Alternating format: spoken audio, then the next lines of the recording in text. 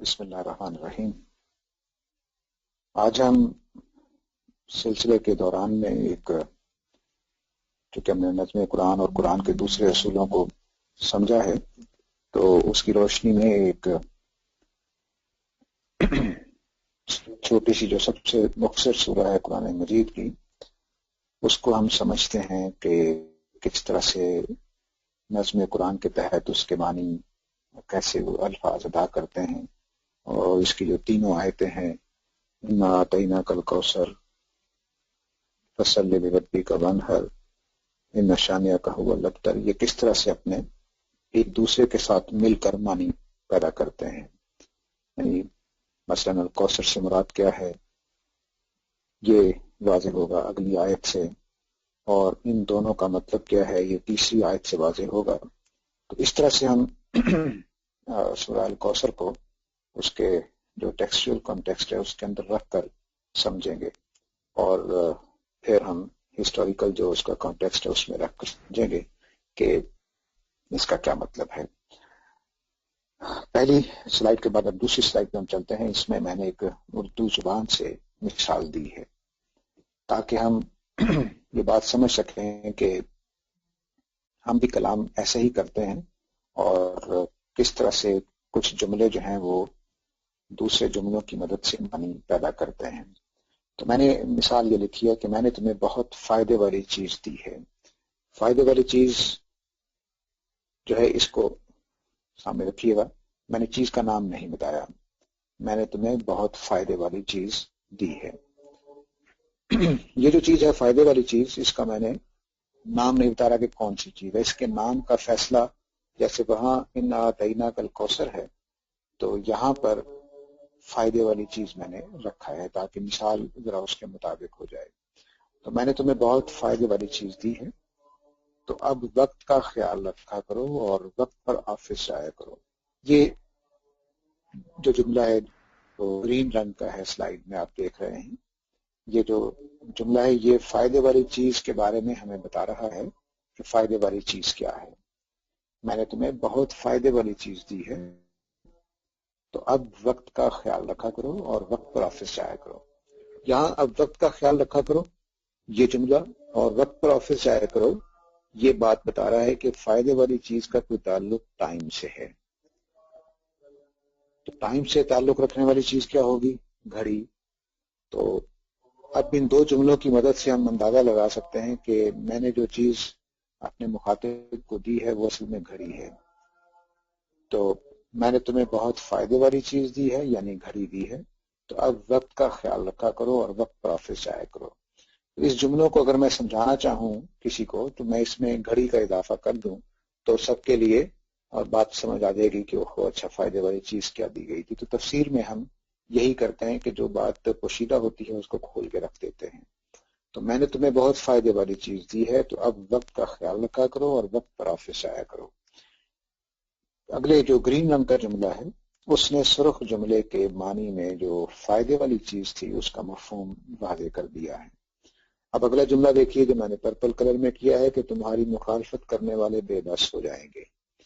اس سے یہ لگ رہا ہے کہ جس کو میں نے گھڑی دی ہے وہ اپنے آفس میں وقت پر نہ جانے کی وجہ سے وہاں اس کو کچھ مشکلات پیدا ہو رہی ہیں۔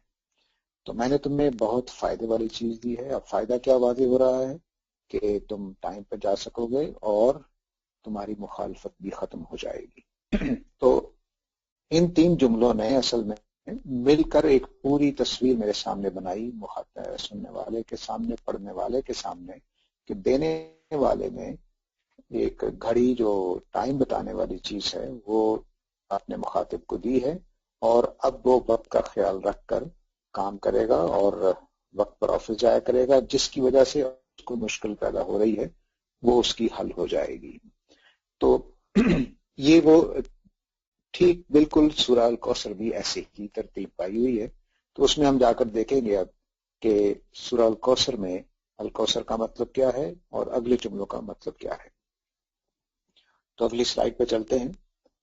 اگلی سلائیڈ میں میں نے اسی اردو والی مثال کو سورہ الکوثر کے نیچے رکھا ہے۔ تو اس کی روشنی میں اگر ہم دیکھیں سورہ الکوثر کو تو جو سرخ رنگ کا جملہ تھا میں نے تمہیں بہت فائدے والی چیز دی ہے، اس کی جگہ آپ دیکھیے کہ سورہ الکوثر کا یہ جملہ ہے، انا اعطیناک الکوثر، ہم نے تمہیں الکوثر عطا. تو سرخ میں نے اس لیے کہ دونوں سے کورسپونڈ کرتے ہیں مثال میں. تو ہم نے تمہیں دیا الکوثر. کوثر کا مطلب ہے بہت نفع والی چیز، بہت خیر والی چیز. اسی لفظ سے اللہ کا تقاضا بنا ہوا ہے، یعنی مال کا بہت زیادہ اکٹھا کرنے کی خواہش. تو کوثر کا مطلب ہے کسی چیز کا بہت زیادہ ہونا. یہ کثیر سے ہے، اکثر کا لفظ جو ہم استعمال کرتے ہیں وہ بھی اسی سے نکلا ہوا ہے. تو ہم نے تمہیں ایسی چیز عطا کی جو بہت خیر کثیر والی ہے. اب یہ کیا چیز عطا کی ہے؟ میرے والا جملہ جو میں نے مثال دی تھی کہ میں نے تمہیں بہت فائدے والی چیز دی ہے، ٹھیک بالکل ویسا ہی جملہ ہے، ہم نے تمہیں الکوثر عطا کیا. اب اس کے بعد ایک فعل ہوا ہے جس کو میں نے یلو کلر میں کیا ہے تاکہ یہ واضح ہو کہ یہ فے جو ہے یہ تو کے معنی یا پھر کے معنی دیتی ہے. تو وہ کا تعلق واضح کرتا ہے کہ پچھلے جملے سے اب ہم اس کو الگ نہیں کر سکتے. تو ہم نے تمہیں ایک بہت فائدے والی چیز دی ہے، بہت خیر کثیر والی چیز دی ہے، تو اب تم نماز پڑھو اپنے رب کی اور قربانی دو. ٹھیک ہے جی. تو اس میں اب فصلی لربک وانحر اور یہ دو چیزیں ہو گئی. جیسے میں نے اپنی مثال میں کہا تھا کہ وقت کا خیال رکھو اور وقت پر آفس جایا کرو، تو اس کا مطلب یہ ہوا کہ جو چیز دی جا رہی ہے اس سے یہ دونوں کام پاسبل ہوئے، وقت کا خیال رکھنا اور وقت پر آفس جانا. تو کوثر دیتے ہی دو چیزیں پاسبل ہو جائیں گی، نماز پڑھنا اور قربانی کرنا. اب ذرا غور کیجئے کہ نماز اور قربانی کہاں ہوتی ہے. مسجد میں صرف نماز ہوتی ہے، گھروں میں ہم قربانی کر لیتے ہیں، لیکن یہ دونوں چیزیں کہاں، کون سی چیز ہے جس میں یہ دونوں چیزیں اکٹھی ہو جاتی ہیں؟ وہ صرف خانہ کعبہ ہے. تو الکوثر کا مطلب کیا ہوا پھر؟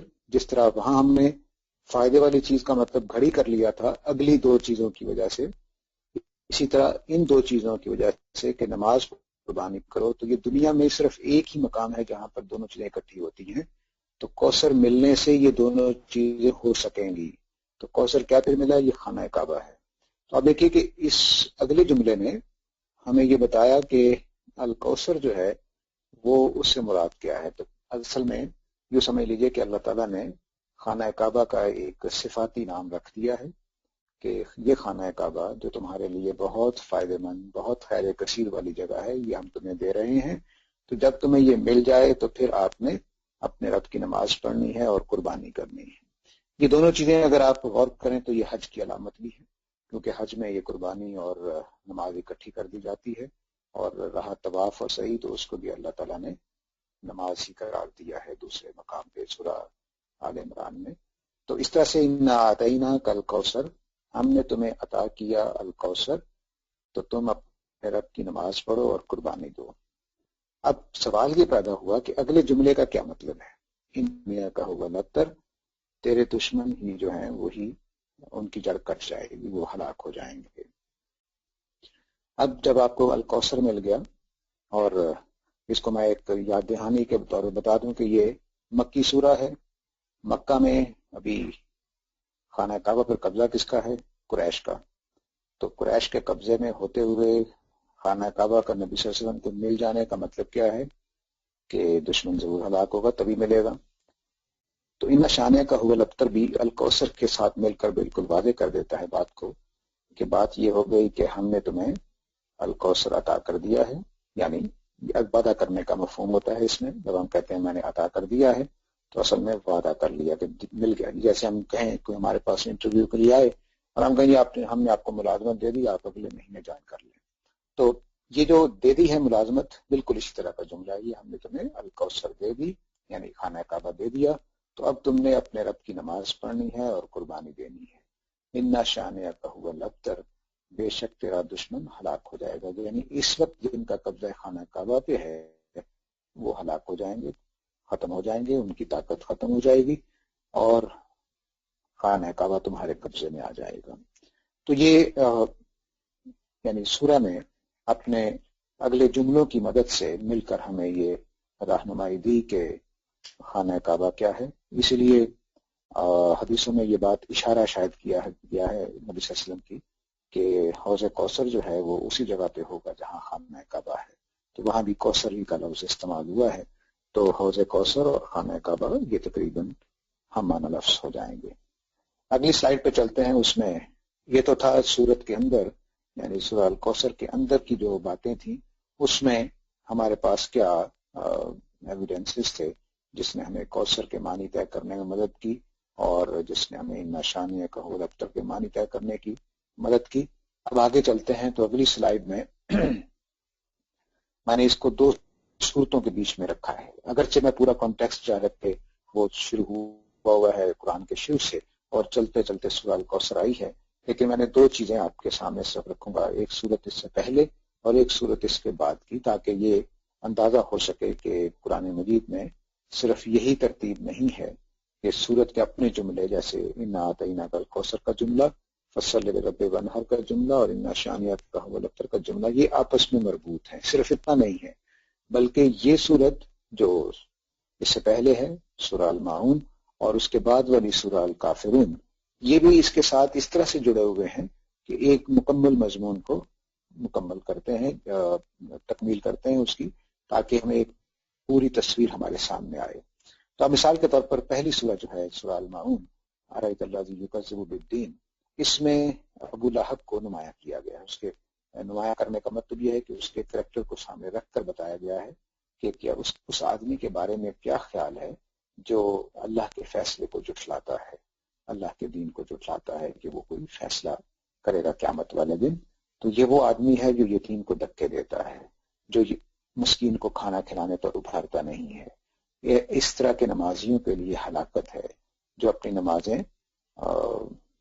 غفلت کے ساتھ پڑھتے ہیں اور جو ریاکاری کرتے ہیں اور جو چھوٹی چھوٹی چیزیں بھی دینے کا حوصلہ نہیں رکھتے۔ یہ بالکل کردار، اگر آپ ابو لہب سے واقف ہوں، چونکہ صحابہ واقف تھے جن کے بیچ میں قرآن اتر رہا تھا، تو یہ سورہ پڑھتے ہی ان کا ذہن فوراً جائے گا کہ یہ ابو لہب ہے۔ تو اب ایک طرف اس لیڈرشپ کو بیان کیا گیا ہے کہ اس لیڈرشپ کے پاس خانہ کعبہ ہے، تو اب ہم اس آدمی سے یعنی ابو لہب سے چھین کر خانہ کعبہ تمہیں دیں گے۔ تو ان شانیہ میں کون مراد ہے؟ وہی جو سورہ الماعون میں مراد ہے۔ تو ہم نے تمہیں خانہ کعبہ عطا کر دیا تو تم نے نماز پڑھنی ہے، اور یہ جو الماعون والا تمہارا برا لیڈر ہے جو قریش کی نمائندگی کر رہا ہے اور خانہ کعبہ پر قبضہ کر رکھا ہے، یہ ہلاک ہو جائے گا۔ اب جیسے ہی یہ بات واضح کر دی کہ ابو لہب ختم ہو جائے گا اور اس کے ساتھی بھی مارے جائیں گے جیسے آگے چل کر واضح کیا، لیکن اگلی سورہ میں یہ بات بتا دی کہ سورہ یعنی خانہ کعبہ ملنے کے بعد کیا ہونا ہے۔ وہ یہ ہونا ہے کہ قل یا ایھا الکافرون لا اعبد ما تعبدون، کہ پورے عرب میں یہ اعلان کر دیا جائے گا، کل کا مطلب اعلان کرنا ہے، پورے عرب میں یہ اعلان کر دیا جائے گا کہ اے کافرو، یہ بات اچھی طرح واضح ہو جانی چاہیے اب، کیونکہ میں نے 23 سال کے عرصے میں تم پر پوری طرح سے بات واضح کر دی ہے کہ اب میں ان چیزوں کو ماننے کو تیار نہیں ہوں پوجنے کو جن کی تم پوجا کرتے ہو، اور نہ تم ان چیزوں کو ماننے پر تیار ہوئے ہو جن کی میں بندگی کرتا ہوں، یعنی اللہ تعالیٰ۔ یعنی آپ نے یہ اعلان پہلا کیا کہ اے قریش مکہ، اے کافرو، میں تمہارے ان معبودوں کی جو تم نے خود بنا رکھے ہیں ان کی عبادت نہیں کروں گا، اور نہ تم اس پر تیار ہوئے ہو کہ جس کی میں عبادت کروانا چاہتا ہوں تم اس کی عبادت کرو، ولا انا عابد ما عبدتم، نہ میں ان چیزوں کی عبادت کرنے والا کبھی رہا ہوں جن کی تم عبادت کرتے ہو، اور نہ تم تیار ہو اللہ کی بندگی کے لیے۔ تو آج کے بعد سے پھر یہ بات واضح رہے کہ لکم دینکم ولی دین، کہ تمہارے لیے تمہارا دین اور میرے لیے میرا دین۔ یعنی نبی صلی اللہ علیہ وسلم نے یہ اعلان کر دیا مکہ والوں سے کہ اب معاملہ خاتمے کی طرف ہے، میری دعوت کا مرحلہ ختم ہوا، میں جتنا بات واضح کرنی تھی کر دی، اب لگتا یہی ہے کہ تم میری بات ماننے والے نہیں ہو، اور میں بصیرت کی وجہ سے، صحیح دین ہونے کی وجہ سے تمہاری بات ماننے کو تیار نہیں ہوں، تو اس لیے آج سے تمہارا اور میرا راستہ جدا ہے۔ تو یہ ابھی تک ہم نے دیکھی ہے کہ سورہ الکوثر کیا پہلے ہم نے صرف اس کے اندر کے آیتوں کی وجہ سے سمجھا تھا کہ خانہ کعبہ مل گیا، قربانی اور حج کیا جائے گا اور تمہارا دشمن ہلاک ہو جائے گا، یعنی ایک طرح کی اطلاع اتنی بس واضح ہوئی تھی۔ کہ جب ہم نے صورتوں کے بیچ میں رکھا تو یہ بات واضح ہوئی کہ ابو لہب جیسی لیڈرشپ سے خانہ کعبہ چھین کر نبی صلی اللہ علیہ وسلم جیسی اعلیٰ شخصیت کو دے دیا جائے گا، اور پھر نتیجہ یہاں تک نکلے گا کہ دعوت کا خاتمے کا مرحلہ ہو جائے گا۔ تو خانہ کعبہ ملنے کا مطلب کیا ہوا کہ نبی صلی اللہ علیہ وسلم کی نبوت کا جو حیات کا دور ہے وہ ختم ہو جائے گا، اور اس کے بعد آپ کی تعلیمات دنیا میں قائم رہیں گی۔ یہ بھی ٹیکسچل کانٹیکسٹ ہے، یعنی اس میں بھی ہم نے قرآن کی ایک صورت کو دوسری صورتوں کے بیچ میں رکھ کے دیکھا۔ اب آگے چلتے ہیں، تو اگلی سلائیڈ میں نے تاریخ کا ہسٹوریکل جو کنٹیکسٹ ہے کہ جس سے زمانے میں یہ سورہ اتری ہے اس وقت کیا ہوا ہے، اس کے پس منظر میں اس کے اندر کیا میننگ آ جائیں گے۔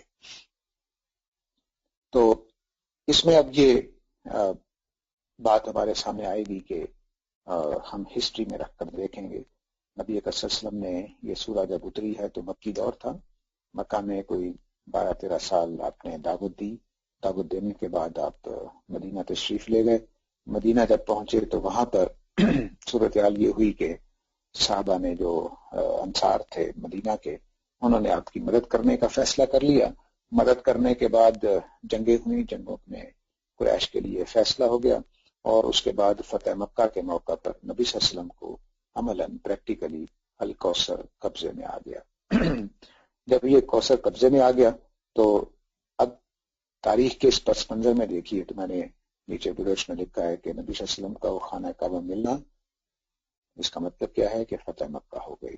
تو پہلی آیت میں اصل میں فتح مکہ کی پیشین گوئی تھی۔ یہ سورہ مکہ میں نازل ہوئی ہے جب آپ ابھی ہجرت نہیں کی، تو یہ پیشین گوئی بن گئی ایک طرح سے۔ تو انا آتینا کل کوثر، تو نبی اکرم صلی اللہ علیہ وسلم کو خانہ کعبہ ملنے کا مطلب کیا ہوا، تاریخ کے پس منظر میں رکھ کر جب دیکھیں گے کہ خانہ کعبہ ملنے کا مطلب کیا ہوا کہ فتح مکہ ہو گئی۔ اور فصلی لربی کا ونحر، یعنی فتح مکہ کے بعد حج اور قربانی جاری رکھنے کا حکم اس میں آ گیا۔ میں حکم کے طور سے یہ نہیں کہہ رہا کہ فقہی حکم آ گیا یا شریعت کا حکم آ گیا، بلکہ اصل میں تو کرینہ تھا کہ الکوثر کا، لیکن ساتھ یہ بات ہو گئی کہ پھر تم وہاں نماز پڑھو گے۔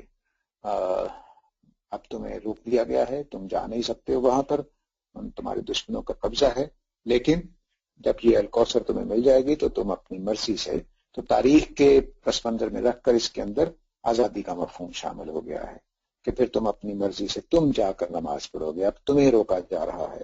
باقی قومیں آ رہی ہیں، مشرکین آ رہے ہیں، لیکن مسلمانوں کو اور تم کو روکا گیا ہے۔ تو فصلی لربی کا ونحر میں جو آزادی کا ایک مفہوم تاریخ کے پس منظر سے اس کے اندر شامل ہو گیا ہے۔ ان شانیہ کا هو الابتر، دشمن کی ہلاکت اس میں بتائی گئی ہے، اور میں نے تیسرا بلٹ جو نیچے بنایا ہے اس میں ہے کہ دشمن کی ہلاکت کا مطلب کیا ہے کہ غلبہ رسول۔ تو نبی صلی اللہ علیہ وسلم کو جس مشن پہ بھیجا گیا تھا اس مشن کی تکمیل اس کے اندر بالکل واضح ہو رہی ہے۔ تو اس طرح سے ایک سورہ جو ہم نے 3 جملوں کی سورہ ہے، میں نے لی اس لیے تھی کہ یہ اس کو گریسپ کرنا آسان ہوگا کیونکہ مکمل بات 3 صرف جملوں میں ہے۔ تو ہم نے اس سورہ کو لیا، اس کو اس کے اپنی آیتوں کی روشنی میں دیکھا، پھر اس کے بعد اس کو ہم نے قرآن مجید کی آگے پیچھے صورتوں کی روشنی میں دیکھا، اور پھر ہم نے اس کو تاریخ کے اس ٹائم پہ رکھ کر دیکھا جس ٹائم پہ یہ نازل ہوئی تھی۔ تو ہمیں اس کے اندر سے مزید کچھ اور تعلیمات حاصل ہوئیں۔ پہلے صرف اتنی بات معلوم ہو رہی تھی کہ وہ چیز ادا کر دی جائے گی جس کے بعد قربانی اور حج کو، نماز کو اکٹھا کرنا ممکن ہو جائے گا، اور وہ خانہ کعبہ ہے۔ اور ان نشانیہ کا ہوا رفتر میں معلوم ہوا کہ خانہ کعبہ پر جو اس وقت قبضہ تھا وہ ختم ہو جائے گا قریش کا۔ لیکن جب تاریخ کے پس منظر میں رکھ کر دیکھا تو ہمیں یہ معلوم ہوا کہ اس سے مراد فتح مکہ ہے، اور نبی صلی اللہ علیہ وسلم کو آزادی سے حج کرنے کا موقع ملے گا اور قربانی کرنے کا موقع ملے گا، اور دشمن کی ہلاکت کا مطلب یہ ہے کہ نبی صلی اللہ علیہ وسلم کو غلبہ حاصل ہوگا۔ تو چونکہ یہ مکی سورہ ہے تو اس لیے یہ پیشین گوئی بھی بن جاتی ہے۔ تو یہ جو ہسٹوریکل کانٹیکسٹ ہے اس میں سے یہ 4 پوائنٹ ہمیں مزید واضح ہوتے ہیں کہ اس سورہ کا مطلب کیا ہے۔ تو اب یہ چھوٹی سی ایک 3 جملوں کی صورت ہے، اور اس صورت میں اللہ تعالیٰ نے اتنی بڑی خبر دی تھی جو بعد میں 10-12 سال کے بعد سچ ثابت ہوئی کہ خانہ کعبہ آپ کو ملے گا فتح مکہ کی صورت میں، اور پھر آپ اپنی مرضی سے آزادی سے وہاں پر نماز پڑھ سکیں گے، قربانی کر سکیں گے، اور اس وقت آپ کا دشمن ابتر ہو چکا ہوگا، ہلاک ہو چکا ہوگا۔ تو یہ جو سورہ الکوثر کو ہم نے اس میں دیکھا تو یہ نظم قرآن ہے، یعنی ہم نے پہلے سورہ کو اپنے جملوں میں کی روشنی میں دیکھا، اس سورہ کو سمجھ جانے کے بعد پھر ہم نے باقی صورتوں کے بیچ میں رکھ کر دیکھا تو کچھ مزید معلومات حاصل ہوئی کہ اوہ اچھا یہ بات چل رہی ہے کہ ابو لہب کی جو قیادت ہے، اس کی جو لیڈرشپ ہے، اس کو ختم کیا جا رہا ہے، اور نبی صلی اللہ علیہ وسلم کی لیڈرشپ کی خانہ کعبہ کے حوالے سے متعین کیا جا رہا ہے کہ اب وہ لیڈر ہوں گے خانہ کعبہ کے حوالے سے۔ اور جب ہم نے اس کو ہسٹوریکل پرسپیکٹو میں دیکھا تو ہمیں یہ بات سامنے آئی کہ یہ اس تاریخی واقعے کی طرف اشارہ ہے جو فتح مکہ کی صورت میں نبی صلی اللہ علیہ وسلم کے ساتھ ہوا۔ تو اس طرح سے ایک صورت، ایک آیت، ایک آیتوں کا مجموعہ، پیراگراف صورت کا، یہ اس طرح سے اپنے معنی ادا کرتا ہے، اور اس کو ہم نظم قرآن کہتے ہیں کہ صورت خود اپنے اندر، اور اس کے بعد دوسری صورتوں کے ساتھ، اور اس کے بعد اپنے تاریخی کانٹیکسٹ میں یہ کس پہلو سے اپنے معنی میں اضافہ کرتی ہے، پہلے سادہ طریقے سے، پھر صورتوں کے بیچ میں، پھر تاریخ کے ادوار کے اندر رکھ کر۔ تو یہ ہمارا فکر فراہی کا غور کرنے کا طریقہ ہے۔ اس میں ہم اس چکر میں نہیں پڑتے کہ فلاں نے کیا کہا ہے، فلاں نے کیا کہا ہے۔ جب ہم بات کو اس طرح سے سمجھ لیتے ہیں خود قرآن کی روشنی میں، تو پھر دوسری تفسیروں کو بھی دیکھتے ہیں اور سمجھتے ہیں کہ ہاں یہ بات تفسیر کے مطابق ہے، یہ قرآن مجید کے مطابق ہے۔ اسی وجہ سے الکوثر کو فصل لربی کا ونہر کی روشنی میں اگر آپ سمجھ گئے ہیں تو یہ کوئی آدمی نہیں کہہ سکتا کہ الکوثر، جس طرح میری اس مثال میں گھڑی کے علاوہ آپ اور کچھ مراد نہیں لے سکتے، یا کم از کم وہ چیزیں ہی مراد لیں گے جن کا تعلق ٹائم کے ساتھ ہوگا۔ تو فصل لربی کا ونہر نے دو چیزیں ایسی رکھتی تھی جملے میں کہ جو یہ بتاتی ہیں کہ الکوثر سے مراد وہ چیز ہے جس کے ذریعے سے نماز پڑھنا اور قربانی کرنا ایک ہی وقت میں ایک ہی جگہ پہ ممکن ہو جائے گا، اور یہ ظاہر ہے کہ خانہ کعبہ کی وجہ سے ایسا ہے۔ تو یہ ہے کہ سورہ الکوثر مختصر لیکن بہت بڑی خبر تھی اس کے اندر، اس ٹائم کے لحاظ سے ایک بڑی پیشین گوئی، ایک مشن کی تکمیل کا اعلان، اور جب وہ ہو گیا اسی کی وجہ سے جب سورہ وہ نازل ہوئی ہے اذا جاء نصر اللہ، تو حضرت ابوبکر صدیق اس کو سن کے رو دیے۔ تو صحابہ نے پوچھا کہ باقی ساتھیوں نے کہ آپ کیوں روئے ہیں، تو انہوں نے کہا کہ اس کا مطلب ہے کہ اب نبی صلی اللہ علیہ وسلم کی جانے کا ٹائم آ گیا ہے، کیونکہ سورہ الکوثر میں یہ بات واضح کر دی گئی ہے کہ کام آپ کا یہ ہے، اور اب اس کی تکمیل بڑھ چکے ہیں، اور اس کا مطلب یہ ہوا کہ نبی صلی اللہ علیہ وسلم کا اب وقت دنیا سے جانے کا آ گیا ہے۔ تو اس طرح سے ایک، چونکہ ان کے سامنے ساری تاریخ تھی، نبی صلی اللہ علیہ وسلم کا عہد سارا کا سارا انہوں نے دیکھا تھا، وہ ان صحابہ میں سے ہیں جو پہلے ہی دن سے ایمان لائے ہوئے تھے، تو کوئی چیز بھی ان سے پوشیدہ نہیں تھی، تو وہ ان ساری صورتوں کی جو بھی مراد اور منشا تھی وہ اس کو سمجھ رہے تھے۔ تو یہ بیچ میں نے سورہ الکوثر کو اس لیے رکھا کہ ہم نے کچھ اصول سمجھ لیے تھے جو فہم کے اعتبار سے تھے، آگے جو اصول آ رہے ہیں وہ بھی فہم کے اعتبار سے مددگار ہیں، لیکن وہ نظم سے پیدا ہونے والے کچھ تصورات ہیں، ان کو اب ہم دیکھتے ہیں، لیکن یہ بیچ میں نے رکھا تھا۔ ابھی ہمارے پاس 10 منٹ ہیں تو ہم اس کو بند کرتے ہیں اور اس اپنے پرانے موضوع پر واپس چلے جاتے ہیں۔ میں سلائڈ چینج کرنے لگا ہوں، مجھے بس 1 منٹ چاہیے۔ جی جی بالکل، جی بالکل۔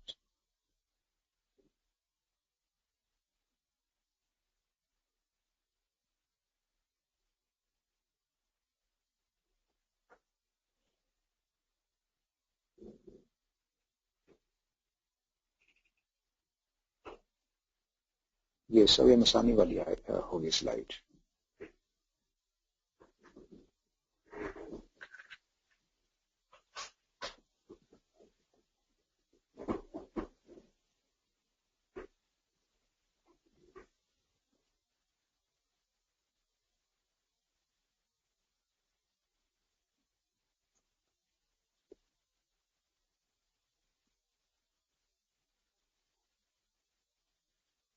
یہ سلائڈ صحیح ہے اسکرین پر؟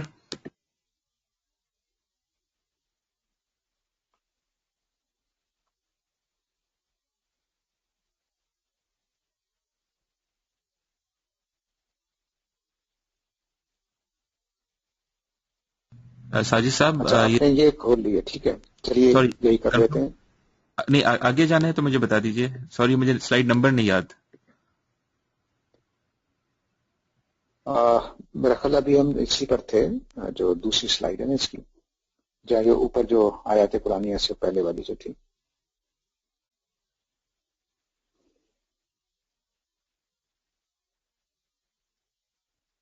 اس سے پہلے والی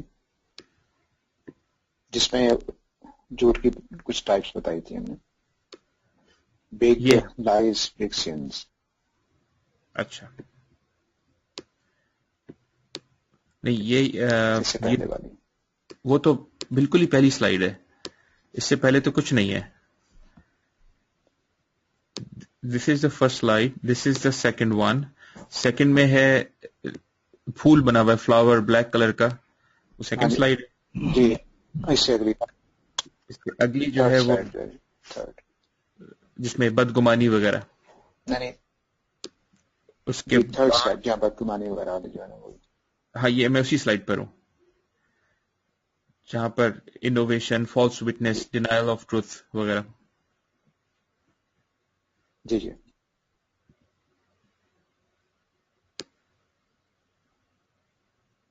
جی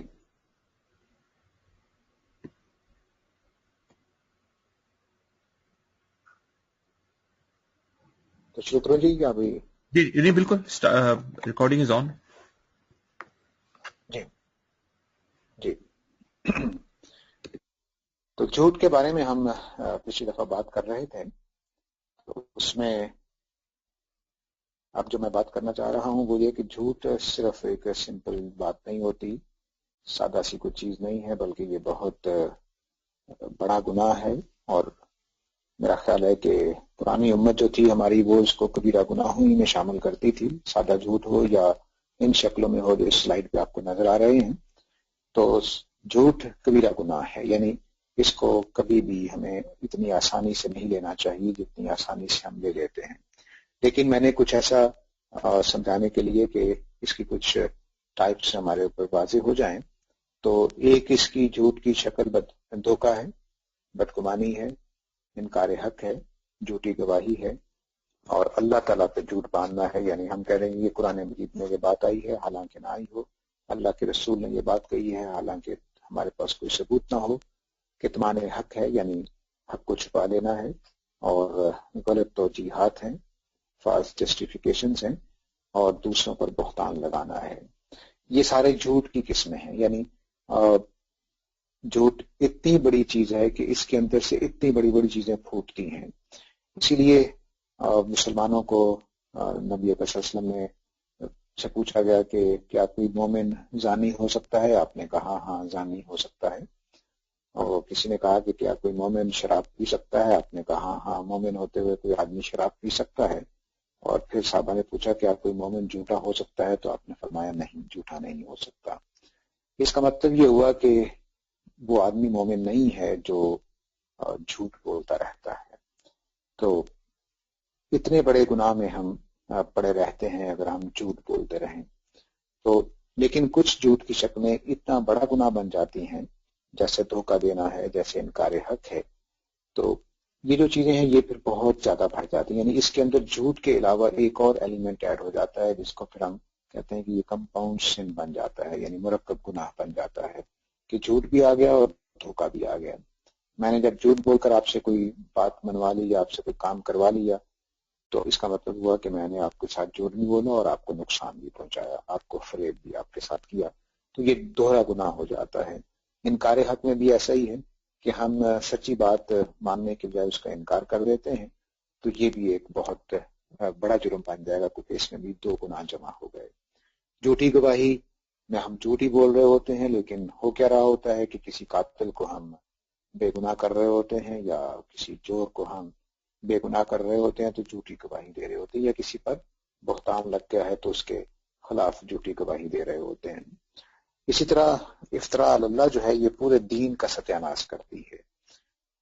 دین کو خطرہ اس کے کسی دشمن سے نہیں ہوتا، صرف اپنوں ہی سے ہوتا ہے. اور وہ کیا ہوتا ہے کہ دین میں ہم اپنی طرف سے اضافے کرتے رہتے ہیں، اور ان اضافوں میں بدعات جتنی ہیں وہ بڑھتی چلی جاتی ہیں. مثلا یہ کام کر لیں گے تو یہ ہو جائے گا، یہ سورت پڑھ لیں گے تو یہ ہو جائے گا، اتنی دفعہ پڑھیں گے تو یہ ہو جائے گا. اس طرح کی باتیں ہم کہتے رہتے ہیں، اور ثبوت کیا ہوتا ہے؟ کچھ بھی نہیں، صرف ہم کہہ رہے ہوتے ہیں یہ اللہ نے ایسا کہا ہے یا رسول نے ایسا کہا ہے. تو آج کل تو خیر بہت ہی، اگر آپ نیٹ پہ بھی دیکھیں تو بھرا ہوا ہے اس طرح کی باتوں سے کہ اللہ نے ایسا فرمایا یا نبی نے ایسا فرمایا، حالانکہ وہ فرمایا نہیں ہوتا. تو اس کا مطلب یہ ہوا کہ ہم نے صرف سادہ جھوٹ نہیں بولا، بلکہ اللہ کی پوزیشن بھی سنبھال لی ہے. جو کام اللہ کو کرنا چاہیے دین دینے کا، وہ ہم نے خود کرنا شروع کر دیا ہے. کتمان حق جو ہے وہ بہت ہی اسی طرح کا کبیرہ گناہ ہے. اس میں بھی ہم جھوٹ بول رہے ہوتے ہیں حق چھپانے کے لیے، لیکن اصل میں کیا کر رہے ہوتے ہیں کہ ایک سچی بات جس کو ظاہر ہونا چاہیے، مثال کے طور پر ایک گھر میں ایک آدمی کا قصور ہے اور اس قصور کو ہم چھپا کے بیٹھے ہوئے ہیں، یا میرے پاس ایک ایسی بات ہے جس کی وجہ سے، مثلا یہود کی مثال میں پچھلی دفعہ بھی دی تھی کہ یہود جو ہیں ان کے پاس اس بات کا ثبوت تھا کہ محمد صلی اللہ علیہ وسلم اللہ کے سچے رسول ہیں، لیکن وہ اس بات کو اعلانیہ نہیں کہتے تھے. اپنی مجلسوں میں تو کہتے تھے کہ ہاں یہ ہیں تو وہی رسول جن کے آنے کا وعدہ کیا گیا ہے، لیکن قریش کے سامنے نہیں کہتے تھے، مدینہ والوں کے سامنے نہیں کہتے تھے، تاکہ ان کا جو ہے قرآن نے بیان بھی کیا ہے کہ یہ جا کر جب ایسی باتیں کہتے تو آپس میں جا کر کہتے کہ یہ باتیں نہ کیا کرو ورنہ کل اللہ تعالیٰ تمہارے خلاف گواہی کے طور پر استعمال کریں گے. تو یہ کتمان حق ہے کہ ہم ایک جگہ پہ واضح کرنا حق کا ضروری تھا، لیکن ہم نے اس کو چھپا لیا. فالس جسٹیفیکیشن جو ہیں یہ ہم اپنے جب گناہ کرتے ہیں، کوئی غلط کام کر لیتے ہیں یا کوئی غلطی کر بیٹھتے ہیں، اور اس کا اعتراف کرنے کی بجائے ہم اپنے آپ سے بھی اور دوسروں کے سامنے بھی جسٹیفیکیشن دیتے ہیں. مثلا میں نے یہ اس لیے کیا جی کہ یہ مسئلہ پیدا ہو جانا تھا، حالانکہ وہ مجھ سے غلطی ہوئی تھی.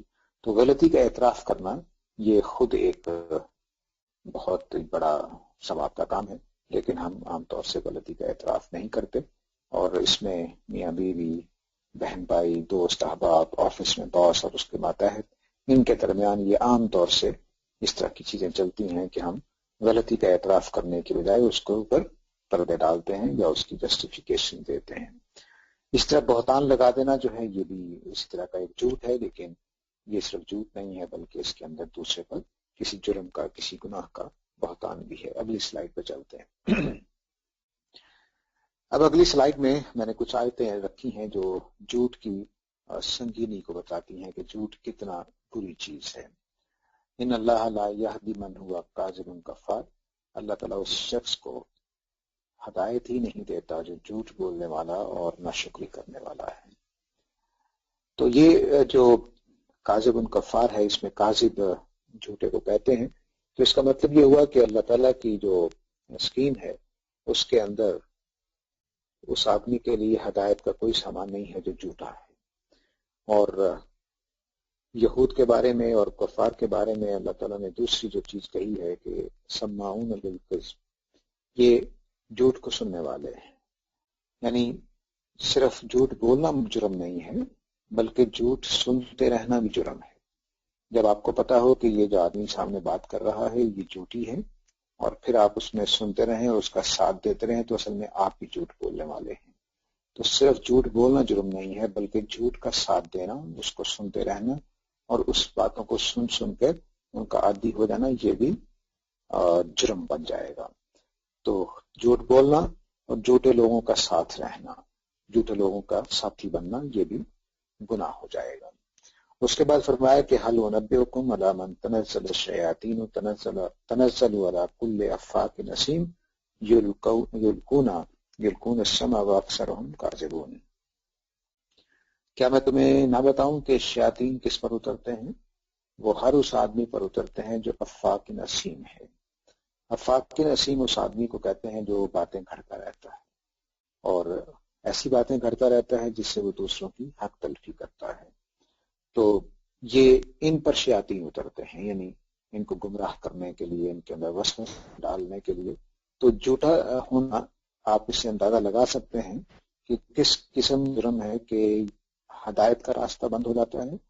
اور اللہ تعالیٰ نے اس کو سماعون للکذب کو ان کے یہودیوں اور ان کی صفت بتائی ہے کہ یہ گمراہ لوگوں کی عام صفت ہے کہ وہ صرف جھوٹ بولتے ہی نہیں بلکہ جھوٹے ساتھیوں میں بھی رہتے ہیں جس کو سنتے ہیں اور اس کی مانتے ہیں۔ اس کے بعد فرمایا کہ کیا میں تمہیں نہ بتاؤں کہ شیاطین کس پر اترتے ہیں؟ وہ تو افاق اور اسیم آدمی پر اترتے ہیں۔ افاق وہ ہے جو باتیں گھڑنے والا، جھوٹ جھوٹ قصے سنا کر کوئی نبی صلی اللہ علیہ وسلم کے بارے میں سنا دیا، کوئی ابوبکر صدیق کے بارے میں سنا دیا، تہمتیں گھڑنے والے اور اس طرح کی چیزیں۔ اسی سے وہ لفظ عفق ہے جو حضرت عائشہ کے اوپر الزام لگا تھا۔ تو اس طرح کے لوگوں پر شیاطین اترتے ہیں۔ تو گویا جس آدمی نے اپنی زندگی کو جھوٹ پر قائم کر لیا ہے، اس آدمی نے اپنے آپ کو گویا کہ شیاطین کے حوالے کر دیا۔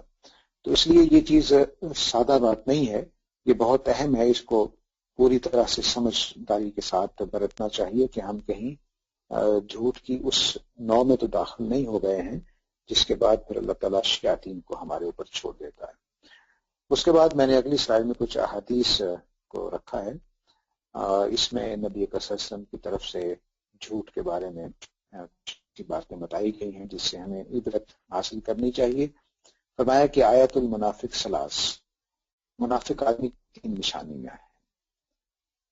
جب بولے گا جھوٹ بولے گا، جب وعدہ کرے گا خلاف ورزی کرے گا، اور جب اس کے پاس امانت رکھی جائے تو وہ خیانت کرے گا۔ تو اس کا مطلب ہے کہ جس کے اندر جھوٹ کی عادت پائی جاتی ہے اس کے اندر منافقوں کا تیسرا حصہ پایا جاتا ہے، وہ 1/3 منافق ہے۔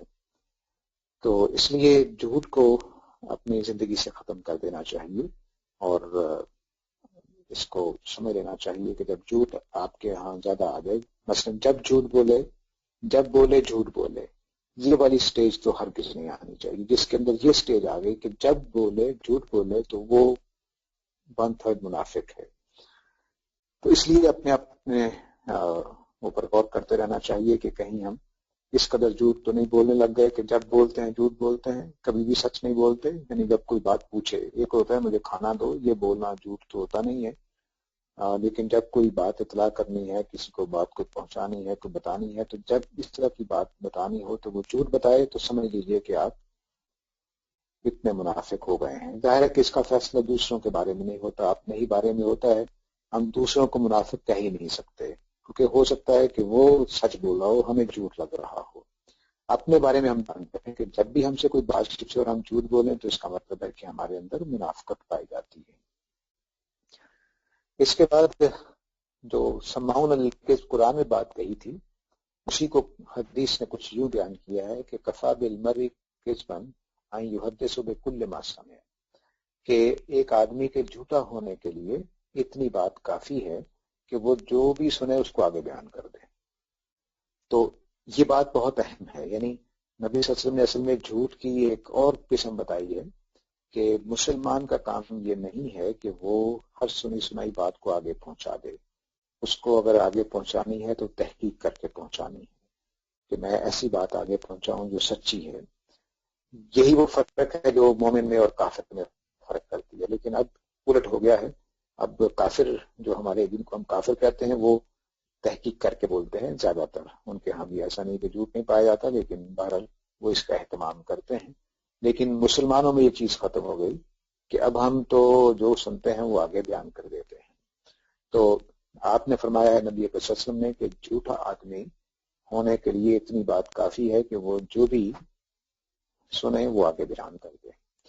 تو اس لیے صرف اس بات کی احتیاط نہیں ہے کہ جو آپ بول رہے ہیں وہ کہیں سے سنا ہوا ہی ہو، نہیں، وہ محقق بات ہو، ثابت شدہ بات ہو، تبھی آپ آگے کر سکتے ہیں۔ نبی صلی اللہ علیہ وسلم سے فرمایا، پوچھا صحابہ نے کہ یکون المومن جبانا، یہ میں بات اس کی طرف پہلے بھی اشارہ کر چکا ہوں، کیا مومن بزدل ہو سکتا ہے؟ فقال نعم، آپ نے فرمایا ہاں ہو سکتا ہے۔ فقیل له یکون المومن بخیلا، تو آپ سے پوچھا گیا کہ مومن کنجوس بھی ہو سکتا ہے؟ آپ نے کہا ہاں۔ فقیل له یکون المومن کذابا، فقال لا، تو صحابہ نے پوچھا کہ کیا مومن جھوٹا بھی ہو سکتا ہے؟ تو آپ نے کہا نہیں، وہ نہیں ہو سکتا۔ تو اس کا مطلب یہ ہوا کہ مومن ایمان اور جھوٹ اکٹھے نہیں رہ سکتے۔ جس دل میں یہ دونوں باتیں اکٹھی ہوں، اس کا مطلب یہ ہے کہ اس کا ایمان نہیں ہے یا وہ جھوٹا نہیں ہے۔ دونوں چیزیں اکٹھی نہیں ہو سکتی نبی صلی اللہ علیہ وسلم کے فرمان کے مطابق، کہ آدمی مومن بھی ہو اور جھوٹا بھی ہو، یہ نہیں ہو سکتا۔ تو اس کا مطلب ہے اس کا ایمان بھی جھوٹا ہے۔ تو اس لیے یہ بہت سنگین بات ہے کہ ہم جھوٹ کے بارے میں بالکل بے پرواہ ہو جائیں۔ آگے فرمایا آپ نے کہ دا ما یریبک لا ما لا یریبک، اس بات کو چھوڑ دو جو شک والی ہے اور اس بات کی طرف بڑھ جاؤ جو شک والی نہیں ہے. یعنی ہمارا عام طریقہ زندگی میں یہی ہونا چاہیے کہ شک والی باتوں پر دھیان نہ دیں جس کا کوئی ثبوت نہیں ہے. جس کا ثبوت ہے اس کی طرف چلے جائیں. ثبوت کا مطلب یہ نہیں ہوتا کہ مجھے ایسا لگ رہا ہے، ثبوت کا مطلب یہ ہوتا ہے کہ واضح طور پر آپ کے پاس اس کے دلیل موجود ہے کہ ایسا ہوا تھا. فَإِنَّ الصِّدْقَ طَمَأْنِينَہ، کیونکہ جو سچائی ہے وہ اطمینان دیتی ہے، والکذب ریبہ، اور جو جھوٹ ہے وہ شک پیدا کرتا ہے. تو سچائی میں اطمینان ہے اس معنی میں کہ ہاں جی بات ٹھیک ہے، مجھے پورا اطمینان ہے، میں اس لیے یہ بات کہہ رہا ہوں کہ میں نے خود یہ سنا ہے، خود دیکھا ہے. اور جھوٹ کے اندر چونکہ شک ہوتا ہے تو یہ دل میں بھی ریب پیدا کرتا ہے، دل کے اندر بھی. بندہ مومن کی جو متاع حیات ہے یا جو اس کا پوری زندگی کا حاصل ہے وہ کیا ہے؟ وہ اس کا یقین ہے خدا کے اوپر. اور ایمان نام ہی یقینیات کا ہے، لیکن ہم پاکستانی خاص طور سے اس دین میں داخل ہو گئے ہیں جس کا نام ہی شک اور شبہ ہے، اور اسی میں ساری زندگی گزار دیتے ہیں. اگلی حدیث میں آپ نے فرمایا کہ وَإِيَّاكُمْ وَالْكِذْبَ، جھوٹ سے بچ کے رہو. فَإِنَّ الْكِذْبَ يَهْدِي لِلْفُجُورِ، کیونکہ جھوٹ جو ہے وہ لے جاتا ہے تمہیں فجور کی طرف، خدا کی نافرمانی کی طرف. جیسا میں نے پہلے بتایا کہ جھوٹ اصل میں اللہ تعالیٰ کی ہدایت سے محروم ہو جاتا ہے، اسی بات کو نبی صلی اللہ علیہ وسلم وہاں واضح کر رہے ہیں کہ جو جھوٹ ہے وہ آپ کو فجور کی طرف لے جاتا ہے. اور ان الفجور یہدی للنار، اور جو فجور ہے خدا کی نافرمانی جو ہے یہ آگ کی طرف لے جاتی ہے. وَإِنَّ الرَّجُلَ لَيَكْذِبُ حَتَّى يُكْتَبَ عِندَ اللَّهِ كَذَّابًا، اور ایک آدمی جھوٹ بولتا چلا جاتا ہے، جھوٹ بولتا چلا جاتا ہے یہاں تک کہ اللہ کے ہاں اس کو جھوٹا لکھ دیا جاتا ہے. تو اس لیے فرمایا کہ جھوٹ سے بچ کے رہو. تو جھوٹ اتنی سخت چیز ہے، اتنا بڑا جرم ہے کہ اس کے بارے میں ہمیں پاکستانیوں کو خاص طور سے بہت ہی اس کی ٹریننگ دی جاتی ہے کہ جھوٹ کیسے بولنا ہے. اس کے لیے پورے تربیت کا سامان ہر گھر میں موجود ہے.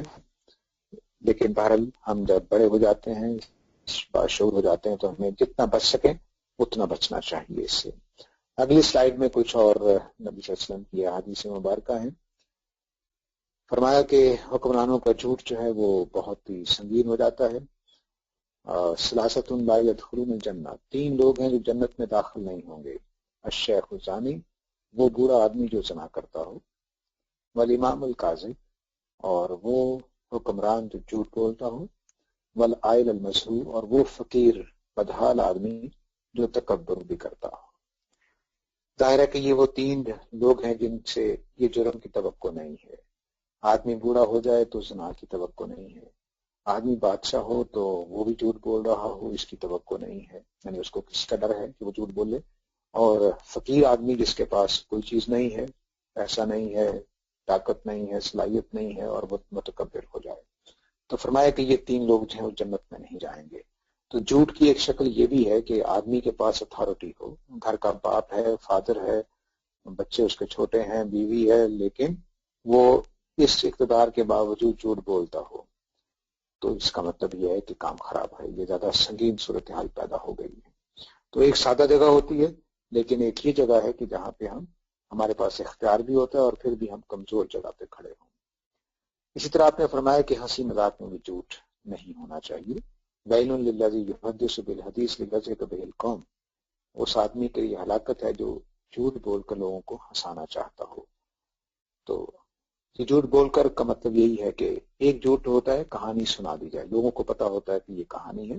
ایک یہ کہ آپ نے کسی کا نام لیا اور اس پر جھوٹ کر دیا، یہ جو ہے یہ بہت ہی سنگین گناہ ہو جاتا ہے. اسی طرح آپ نے فرمایا کہ سودا بیچتے وقت جتنے بھی آپ نے مارکیٹنگ کرتے ہوئے، اپنے پروجیکٹس کو بیچتے ہوئے جو بھی معاملہ کرتے ہیں، یہ ساری چیزیں اس میں آ جائیں گی. اور صرف یہ نہیں کہ سیب بیچتے ہوئے یا کھانا بیچتے ہوئے، بلکہ جو بھی چیز آپ بیچتے ہیں اس میں جھوٹ نہیں بولا جائے گا. تو فرمایا ثلاثۃ لا یکلمہم اللہ یوم القیامہ، 3 لوگ ایسے ہیں جن سے اللہ تعالیٰ قیامت والے دن بات نہیں کریں گے. ولا ینظر الیہم، نہ ان کی طرف دیکھیں گے. رجل حلف علی صلاۃ، وہ آدمی جو اپنے سامان پر قسم کھاتا ہے، سودا بیچنے کے لیے سنایا ہے کہ میں نے جی اس سے زیادہ قیمت پر لیا ہے، جو آپ مجھے پیسے آفر کر رہے ہیں اس کی پرائس میں نے اس سے زیادہ لیا ہے. اگر یہ قسم کھا کر کہتا ہے تو اللہ تعالیٰ قیامت والے دن اپنی مہربانی سے محروم کر دے گا. اور یہ قسم کھاتے ہوئے جھوٹا بھی ہو، یعنی ایسا نہیں ہے کہ سچائی کی قسم کھا رہا ہو تو کوئی مسئلہ نہیں ہے، جھوٹی قسم کھا رہا ہو تو پھر معاملہ خراب ہو جائے گا. وَرَجُلٌ حَلَفَ عَلَى يَمِينٍ كَاذِبَةٍ بَعْدَ الْعَصْرِ يَقْتَطَعُ بِهَا مَالُ رَجُلٍ. اور ایک آدمی عصر کے بعد، یہ عصر کے بعد کا ذکر اس لیے خاص طور سے ہوا کہ پرانے زمانے میں عصر کے بعد بازار بند ہونے شروع ہو جاتے تھے، ہر ایک کو جلدی ہوتی تھی. اس وقت ایک آدمی جو ہے وہ دوسرے کا مال بٹورنے کے لیے کہ جلدی جلدی سودا ہو جائے، قسم کھا دے کہ لو یہ معاملہ ہے تو اتنا دے دو یار، کوئی مسئلہ نہیں. تو یہ معاملہ بھی جھوٹ کا معاملہ جب وہ کرے گا تو فرمایا کہ یہ بھی قیامت والے دن اللہ تعالیٰ اس سے بات نہیں کریں گے. اگلی حدیث کو مختصر کر دیتا ہوں کیونکہ ٹائم ہونے والا ہے، کہ نبی صلی اللہ علیہ وسلم نے فرمایا کہ 3 بڑے کبیرہ گناہ ہیں. ایک یہ کہ تم اللہ کے ساتھ شرک کرو، والدین کی نافرمانی کرو، قتل نفس کرو، اور ساتھ یہ فرمایا کہ ایک موقع پر آپ کھڑے تھے تو سارا لے کر تو بیٹھ گئے، اور آپ نے فرمایا کہ ایک اور بات میں تمہیں بتاتا ہوں کہ جھوٹی گواہی، اور اگر آپ نے اس کو 3-4 دفعہ دہرایا جھوٹی گواہی تو یہ بھی انہی چیزوں میں شامل ہے جو اکبر الکبائر ہے. اکبر الکبائر کا مطلب ہے کہ کبیرہ گناہوں میں سے بھی کبیرہ. تو کبیرہ گناہوں میں سے کبیرہ کہتے ہیں یعنی بڑے گناہوں میں سے بھی بڑے وہ ہو گئے جی شرک، والدین کی نافرمانی، قتل کر دینا اور جھوٹی گواہی. تو یہ ہے جی وہ جھوٹ کے بارے میں احادیث. اب ہم باقی باتیں اگلی دفعہ کریں گے. تو احادیث مبارکہ کی روشنی میں ہم نے یہ جانا کہ جھوٹ کتنی سنگین چیز ہے قرآن مجید کی آیات کی روشنی میں. تو اس لیے کوشش کریں کہ اپنی زندگی میں سے اس کو آہستہ آہستہ نکال دیں. مجھے یقین ہے آپ کے بارے میں کہ آپ سب لوگ سچ بولتے ہوں گے، لیکن جتنا بھی اندر ہمارے اس کی عادت پڑی ہوئی ہے اس کو جتنا نکال سکیں اتنا اچھا ہے. وآخر دعوانا الحمدللہ رب العالمین. میں سوالات کے لیے حاضر ہوں. جزاک اللہ. میں مائک جو ہے وہ ریلیز کر رہا ہوں تاکہ لوگ آرام سے سوال کر سکیں، کیونکہ میں نے مائک جو ہے وہ بند کر دیے تھے. تو اپنی طرف سے پلیز میوٹ کر لیجئے. غالباً سب کے مائک کھلے ہوئے ہیں، آپ پلیز مینولی میوٹ کر لیں ورنہ میں آپ کی ہیلپ کر دیتا ہوں. ساجد صاحب اپنا مائک پلیز دوبارہ کھول لیجئے گا، میں نے غلطی سے آپ کا بھی میوٹ کر دیا. تو پہلا سوال سعید حسن صاحب کے پاس چلتے ہیں. سعید حسن صاحب پلیز سوال کریے. ساجد صاحب اور تمام احباب کو السلام علیکم. ساجد صاحب پچھلے درس کے حوالے سے میرے ذہن میں ایک بات تھی. میں نے ایک آرٹیکل پڑھا تھا سائیکو انالیسس پہ، اس میں ایک بات سامنے آئی کہ خود نمائی اور تکبر جو ہے وہ جھوٹ کا معاون ہے. ایک تو یہ تبصرہ یا اس میں آپ کی رائے بھی چاہوں گا. اور آج کے درس کے حوالے سے سوال یہ تھا کہ آپ نے فسق کا ذکر کیا، تو فسق اور فجور میں کیا فرق ہے؟ بس یہ ایک کامنٹ ہے اور ایک سوال ہے. جی بالکل ٹھیک ہے جی. جو پہلی بات آپ نے کہی ہے اس میں آگے چل کر جھوٹ کے اسباب میں ہم انشاءاللہ اس پہ بات کریں گے کہ ہمارے اندر کی جو کبر اور اس طرح کی چیزیں ہیں وہ ہمیں جھوٹ پہ مجبور کرتی ہیں. وہ میں نے، اگر آپ حسن صاحب سے کہیں تو وہ آپ کو سلائڈ دے دیں گے، اس میں نے اس کو بیان کیا ہوا ہے. رہ گیا یہ دوسری بات کہ فسق اور فجور میں کیا فرق ہے. تو لفظی اعتبار سے تو یہ مترادف لفظ ہیں، یعنی فسق کا مطلب بھی نافرمانی ہے اور فجور کا مطلب بھی نافرمانی ہے. لیکن فسق میں ایک ایلیمنٹ زیادہ ہے، صرف وہ نقصان پہنچانے کا ہے. یعنی فجور میں میری ذات ہی کو نقصان پہنچے گا، لیکن فسق میں دوسروں کو نقصان پہنچانے کا بھی ایلیمنٹ موجود ہوتا ہے، لیکن ہر جگہ نہیں، لیکن لفظ کے اندر یہ چیز موجود ہے. یعنی جب میں فاسق ہوں تو اس کا مطلب یہ ہے کہ میں نے آپ کو کوئی نقصان پہنچایا، آپ کا مال چوری کر لیا یا آپ کی کوئی زخم لگا دیا، تو اس میں فاسق ہوں کیونکہ میں نقصان پہنچانے والا بھی ہوں. لیکن میں نے روزہ نہیں رکھا تو میں فجور کا ارتکاب کر رہا ہوں صرف. لیکن فجور بھی دونوں برائیوں کے لیے آ جاتا ہے، جس میں نقصان ہو یا نہ ہو، اور جو فسق ہے وہ بھی دونوں کے لیے آ جاتا ہے. تو ایک لحاظ سے یہ مترادف ہیں، لیکن لغوی اعتبار سے لٹرل سینس میں ان میں یہ تھوڑا فرق ہے۔ امید ہے آپ یہی پوچھنا چاہتے تھے، میری بات مکمل ہوئی جی۔ میرا سوال اگلا ہے۔ اچھا جی، سوری، آپ کا فالو اپ ہے تو کر لیجیے، سوری جی۔ اچھا، غالباً سعید حسن صاحب فالو اپ نہیں، میں وہ فجور فجر کے حوالے سے میرا تھا، ڈاکٹر اسٹار صاحب کا ایک درس سنا تھا میں نے، اس میں فجر پھٹنے اور وہ اس مفہوم میں یہ ہے کہ جب گناہ پھیل کے دوسروں تک پہنچ جائے تو فجور کا ایک مفہوم تھا، ہو سکتا ہے میں غلط سمجھا۔ نہیں، وہ ان کا کہنا یہی ہے، میں نے بھی سنا ہوا ہے، لیکن لغوی اعتبار سے اس کے پیچھے کوئی ثبوت نہیں ہے، کیونکہ فجور جو ہے سورہ شمس میں بالکل واضح ہو جاتا ہے کہ یہ بنیادی گناہوں کے لیے بھی استعمال ہوا ہے، فَأَلْهَمَهَا فُجُورَهَا وَتَقْوَاهَا، تو تقوی کا جو بالکل اپوزٹ ہے وہ فجور ہے۔ تو بعض اوقات ہم الفاظ کو اس کے متضاد لفظوں سے زیادہ آسانی سے سمجھ جاتے ہیں، تو جن چیزوں کو تقوی کہیں گے انہی چیزوں کو فجور بھی، ان کے الٹ کو فجور کہا جائے گا، تو وہاں بالکل واضح ہو جاتا ہے، وہاں صرف وہ گناہ نہیں ہیں جو دوسروں کو نقصان پہنچانے والے ہیں، بلکہ تمام گناہ اس کے اندر شامل ہیں۔ تو یہ لفظوں کے اندر ہوتا ہے کہ ہم ایک لفظ کے اندر پورے کئی اور مفاہیم بھی ایڈ ہو جاتے ہیں جو اصل میں نہیں ہوتے، رہ گئے یہ کہ اس کا فجر کے ساتھ جو تعلق ہے وہ مادے میں ظاہر ہے کہ ہوتا ہے۔ تو اب ہوا کیا ہے؟ ہوا یہ کہ میں اپنے دائرے سے باہر جب نکلا تو میں نے فجور کیا ہے۔ اگر اس فجر والے مفہوم کو سامنے رکھا جائے کہ میں نے اپنا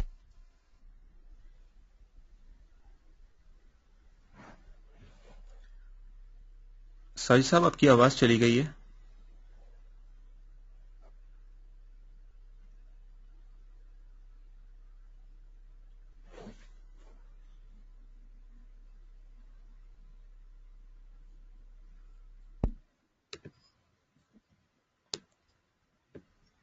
ساجد صاحب آپ ریپیٹ کر دیجئے، اگر آپ سن رہے ہیں تو آپ کی آواز چلی گئی ہے۔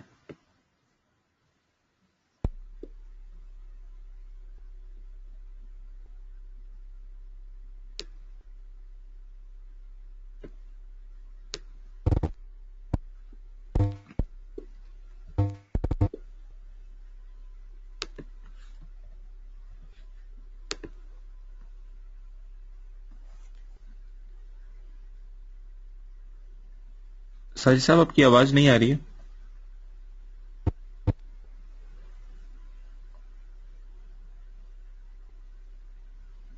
شاید انٹرنیٹ کنیکشن کا ایشو لگ رہا ہے۔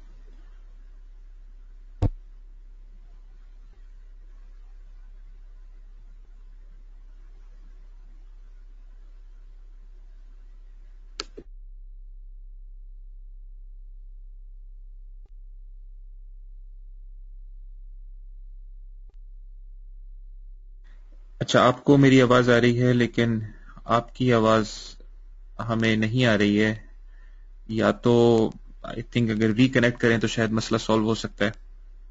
مجھے کوئی کنفرم کر دے کہ مجھے ہی نہیں آ رہی ہے یا اور بھی کسی کو نہیں آ رہی ہے ساجد صاحب کی آواز؟ جی ہاں، تو میں یہ کر رہا تھا جی کہ جو لفظ فجور کے ساتھ فجر کا تعلق ہے تو اس کے بارے میں یہ بات کر رہا تھا کہ فجر کے اندر جو پھٹنے کا مفہوم ہے اس کا یہاں اب تعلق یہ رہ جائے گا کہ مثلا میرا ایک دائرہ اللہ نے بنایا تھا کہ اس دائرے کے اندر رہ کر زندگی گزاروں، جب میں نے اس دائرے کو پھاڑ کر اس سے آگے حدود سے تجاوز کر گیا تو یہ فجور ہو جائے گا، خواہ دوسرے کو نقصان پہنچے یا نہ پہنچے۔ تو فجور اپنے سادہ معنی میں تمام گناہوں کے لیے موجود ہے، خواہ اس کا دوسروں کو نقصان ہو یا نہ ہو۔ لیکن لفظ فاسق جو ہے اس کے اندر نقصان پہنچانے کا مفہوم ہے، کیونکہ اس کا استعمال ان جانوروں کے لیے بھی ہوتا ہے جو درندے ہیں یا نقصان پہنچانے والے، جن کو ہم موذی جانور کہتے ہیں، تکلیف دینے والے۔ مثلا مچھر نے کاٹ لیا تو اس کو بھی فواسق کہا جائے گا، شیر جو حملہ آور ہو جائے اس کو بھی فاسق کہا جائے گا۔ تو فاسق، فواسق، چوہوں کے لیے فواسق کا لفظ بولا گیا کیونکہ وہ دیے کی بتی اٹھا کر لے جاتے ہیں، جلتے ہوئے دیے کی اور سارے گھر کو آگ لگا دیتے ہیں۔ تو جو بھی چیز حملہ آور ہو جائے یا نقصان دینے والی ہو تو اس کو فاسق کہا گیا ہے عربی زبان کے اندر۔ تو اس سے میں استدلال کر رہا ہوں کہ فاسق کے اندر نقصان پہنچانے کا مفہوم ہے لیکن فجور کے اندر میرے خیال میں نہیں ہے، لیکن بہرحال وہ ایک بڑے عالم دین ہے، آپ ان کی بات پر اعتماد کر سکتے ہیں. جی اگلے سوال پہ چلتے ہیں. میرا سوال یہ بنتا ہے کہ غالباً اگر میں وقت سے پہلے پوچھ رہا ہوں تو آپ پلیز کو ہولڈ کر سکتے ہیں سوال کو اگلے سیشن کے لیے، کیونکہ ایک آپ نے ذکر کیا تھا لائنگ کی اس میں ریزنز میں کہ کوئی مجبوری ہو تو اس میں جھوٹ بولا جا سکتا ہے. ایٹ دا سیم ٹائم مطلب ہم یہ بھی کہتے ہیں کہ ہم انصاف پہ کھڑے ہونا ہے اور جھوٹی گواہی نہیں دینی، اور مطلب یہ سب چیزیں بھی ہیں. ایک بڑی کامن چیز نظر آتی ہے آج کل مسلمانوں میں، جب ہم جاب اپلائی کرتے ہیں تو جو سی وی یا ریزیومے جو ہوتا ہے اس میں ہم لوگ بہت ہی بغیر تکلف کے ایگزیجریشن بھی ہوتی ہے اس پہ، جھوٹا ایکسپیرینس بھی ڈالتے ہیں، اور اس کو ایک دنیاوی معاملہ لیا جاتا ہے کہ مطلب آخرت اور یہ دو الگ الگ چیزیں، اور یہ جھوٹ اس لیے نہیں ہے کیونکہ ایک مجبوری ہے اور ہمیں نوکری چاہیے اچھی اور یہ وہ. تو اس پہ ہم جو دلیل جو آتی ہے وہ یہ آتی ہے کہ مجبوری کی دلیل ہے، اور ایٹ دا سیم ٹائم یہ جھوٹی گواہی بہت بڑی بن جاتی ہے.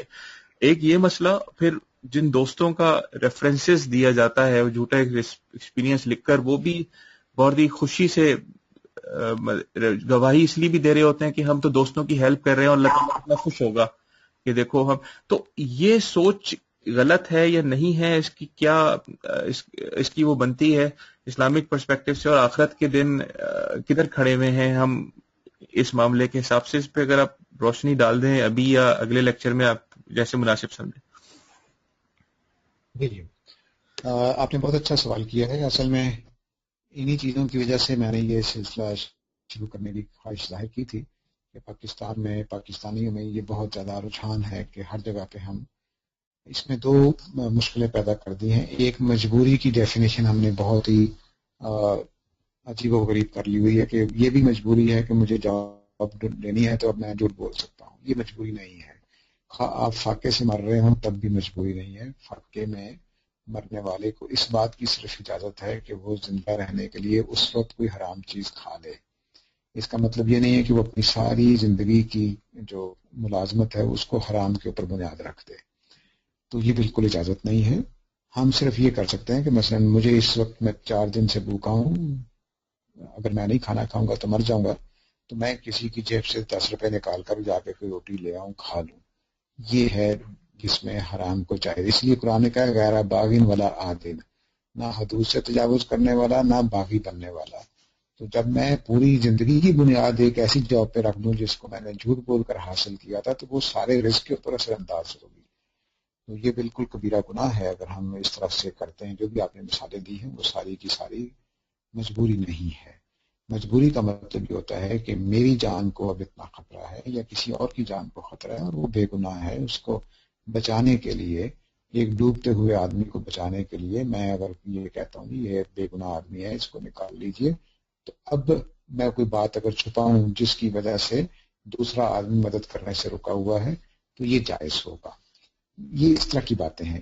یعنی لیکن اگر کسی کو سزائے موت ہی ہونی ہے اور عدالت میں اس کو سزائے موت ہونے جا رہی ہے اور وہ مجرم ہے، مجھے بھی معلوم ہے مجرم ہے، اب میں جھوٹ نہیں بولوں گا، اب میں بات نہیں چھپاؤں گا.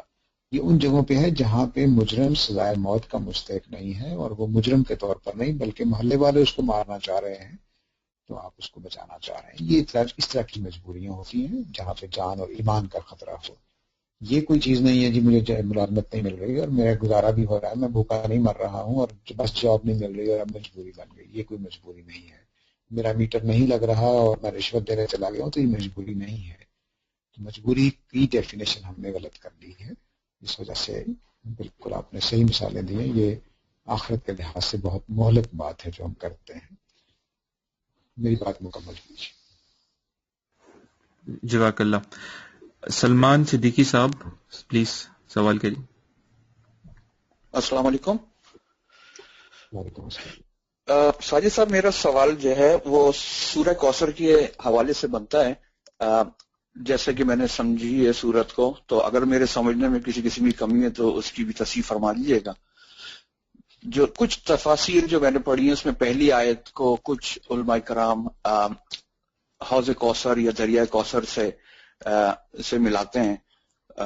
تو اس اور آپ نے جیسے کہ ابھی بتایا کہ کہ خانہ کعبہ کی فتح سے مراد ہے، تو اس کی تھوڑی سی اگر آپ وضاحت فرما دیں تو تھوڑی کلیئرٹی ہو جائے گی. جی دیکھیے، حوض کوثر کا تعلق تو آخرت سے ہے، اور حوض کوثر کے ساتھ یہ تعلق سمجھ نہیں آتا پرانے مفسرین کو کوئی پھر نماز اور قربانی کا باہمی تعلق ہے. یعنی نماز، قربانی اور حوض کوثر کا کیا تعلق ہے؟ کیا حوض کوثر سے وضو کر کے نماز پڑھی جائے گی یا کیا کیا جائے گا؟ یہ سوال شروع سے مفسرین کے ذہن میں ہے. اسی طرح وَإِنَّ شَانِئَكَ هُوَ الْأَبْتَرَ کا کوثر سے کیا تعلق ہے؟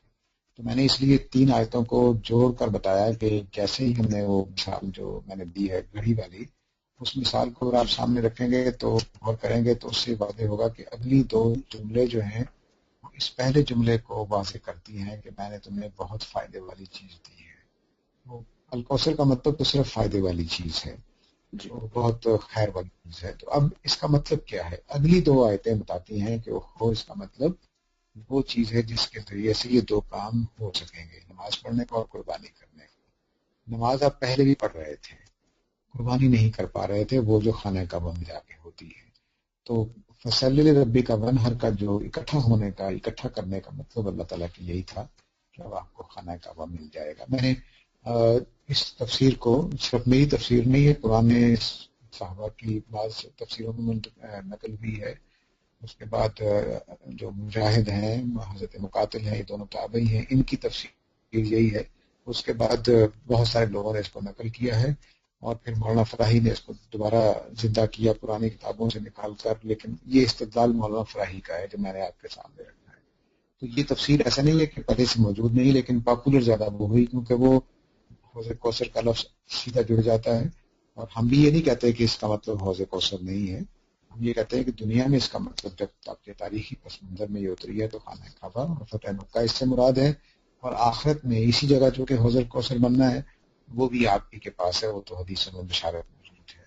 اس لیے وہ دونوں چیزیں اس میں بیٹھ جاتی ہیں. ایسا نہیں ہم کہہ رہے کہ اس میں حوض کوثر شامل نہیں ہے، وہ شامل ہے لیکن دوسری دنیا میں جا کر، نہ کہ اس دنیا کے اندر. امید ہے بات واضح ہوگی. کوئی پہلو رہتا ہو تو ضرور پوچھ لیں.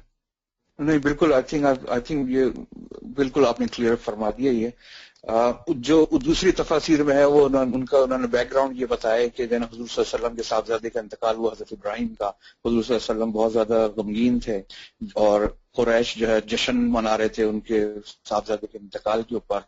تو اس وقت جو ہے وہ حوض کوثر پہ بشارت فرمائی اللہ تعالیٰ نے. لیکن جس طرح سے آپ نے سمجھایا، I think it makes a lot more sense now. جزاک اللہ.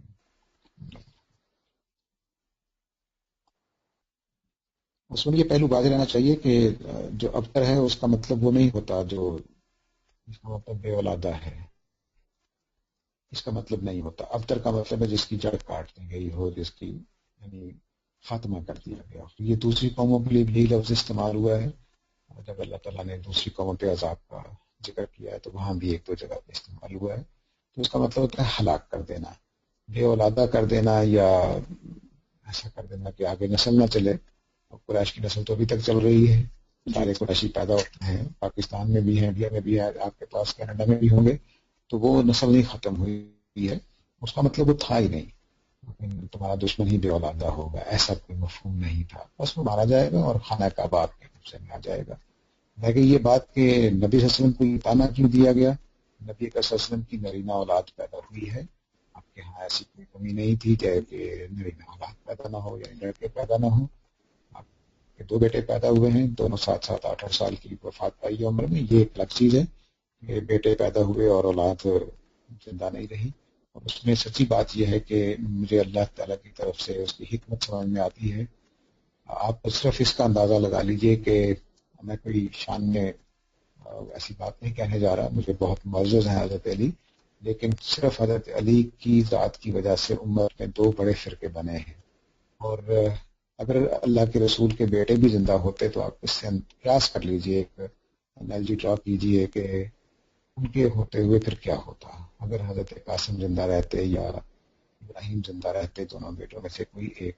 تو وہ ایسا ہی مسئلہ بن جاتا جیسا حضرت علی کی وجہ سے بنا ہے. حضرت علی کا کوئی قصور نہیں ہے، بعد میں ان کو استعمال کرنے والوں نے ایسا کیا.